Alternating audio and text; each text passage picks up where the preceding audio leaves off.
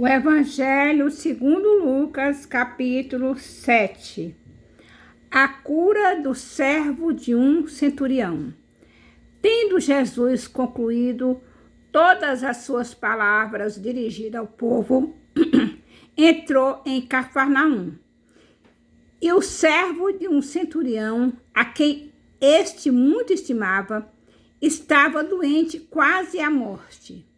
Tendo ouvido falar a respeito de Jesus, enviou-lhe alguns anciãos dos judeus, pedindo-lhe que viesse curar o seu servo.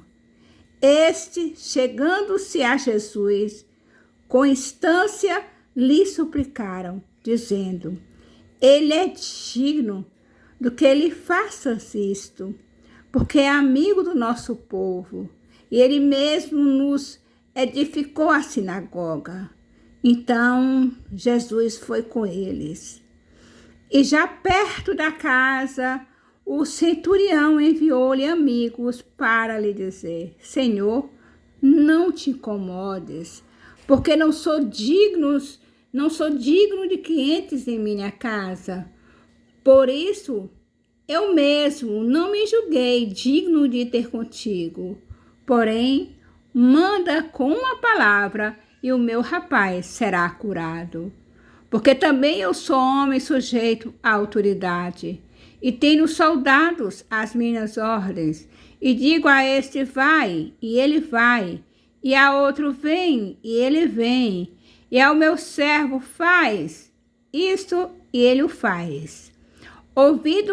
Ouvidas essas palavras, admirou-se Jesus dele, e voltando-se para o povo que o acompanhava, disse: afirmo-vos que nem mesmo em Israel achei fé como esta.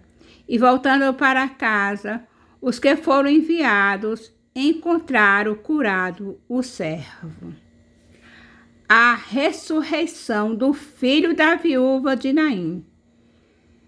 Em dia subsequente, dirigia-se Jesus a uma cidade chamada Naim.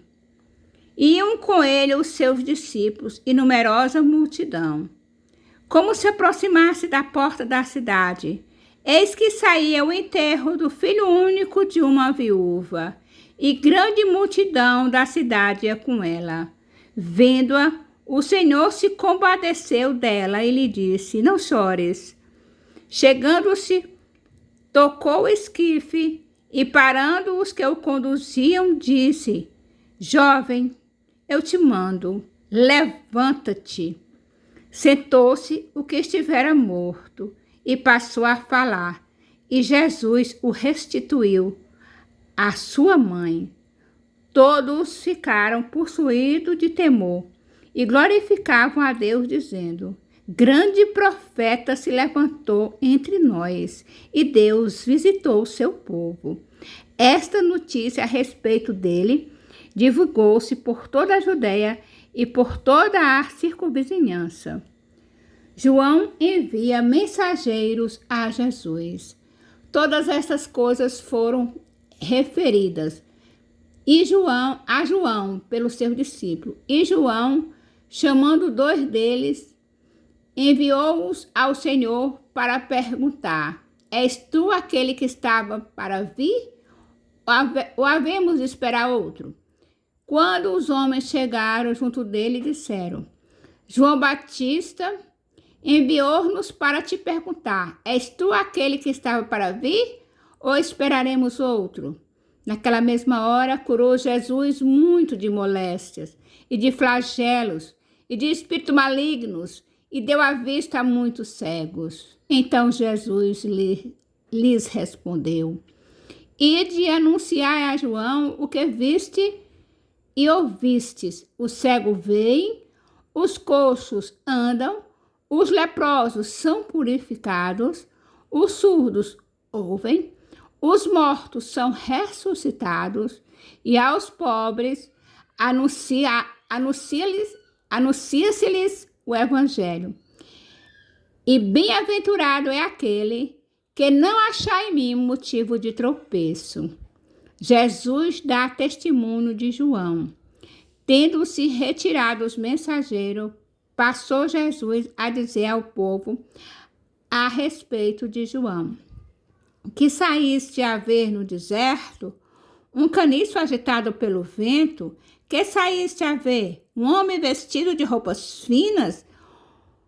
Os que se vestem bem e vivem no luxo assistem nos palácios dos reis. Sim, que vieste a ver um profeta? Sim, vos digo, é muito mais que profeta. E este é aquele de quem está escrito: eis aí, envio diante da tua face o meu mensageiro, o qual preparará o teu caminho diante de ti. E eu vos digo, dentre os nascidos de mulher, ninguém é maior do que João, mas o menor no reino de Deus é maior do que ele. Todo o povo que o ouviu, e até os publicanos, reconheceram a justiça de Deus, tendo sido batizados com o batismo de João.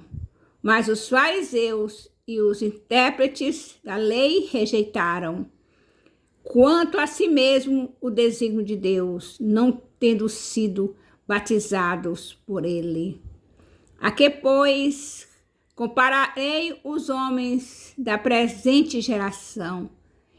E as que são estes semelhantes, são semelhantes a meninos, que sentados na praça gritam uns para os outros: não vos tocamos flauta e não dançaste. Entoamos lamentações e não chorastes. Pois veio João Batista não comendo pão nem bebendo vinho, e dizeis: tem demônio. Vê o Filho do Homem comendo e bebendo, e dizeis: eis aí um glutão e bebedor de vinho, amigo de publicanos e pecadores. Mas a sabedoria é justificada por todos os seus filhos. A pecadora que ungiu os pés de Jesus convidou um dos fariseus para que fosse jantar com ele. Jesus, entrando na casa do fariseu, tomou lugar à mesa. E eis que uma mulher da cidade, pecadora, sabendo que ele estava à mesa na casa do fariseu, levou um vaso de alabastro com unguento. Estando por trás aos seus pés, chorando, rogava-os com suas lágrimas e os enxugava com os próprios cabelos, e beijava-lhe os pés e ungia com unguento. Ao ver isto, o fariseu que o convidara disse consigo mesmo: se este fora profeta, bem saberia quem é a mulher que lhe tocou, porque é pecadora. Dirigiu-se Jesus ao fariseu e lhe disse: Simão, uma coisa tenho a dizer-te. Ele respondeu: dize-a, mestre. Certo credor tinha 2 devedores. Um lhe devia 500 denários e outro 50. Não tendo nenhum dos 2 com que pagar, perdoou-lhes a ambos. Qual deles, portanto, o amará mais? Respondeu-lhe Simão: suponho que aquele a quem mais perdoou. Replicou-lhe: julgaste bem. E voltando-se para a mulher, disse a Simão: vês esta mulher? Entrei em tua casa e não me deste água para os pés. Esta, porém, regou os meus pés com lágrimas e os enxugou com seus cabelos. Não me deste ósculo. Ela, entretanto, desde que entrei, não cessa de me beijar os pés. Não me ungiste a cabeça com óleo, mas esta, com bálsamo, ungiu os meus pés.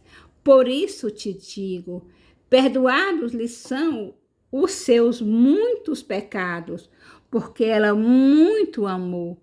Mas aquele a quem pouco se perdoa, pouco ama. Então disse a mulher: Perdoados são os teus pecados. Os que estavam com ele à mesa começaram a dizer entre si: quem é este que até perdoa pecados? Mas Jesus disse à mulher: a tua fé te salvou. Vai-te em paz. Aleluia. Louvado, exaltado e agradecido seja o nome do Senhor.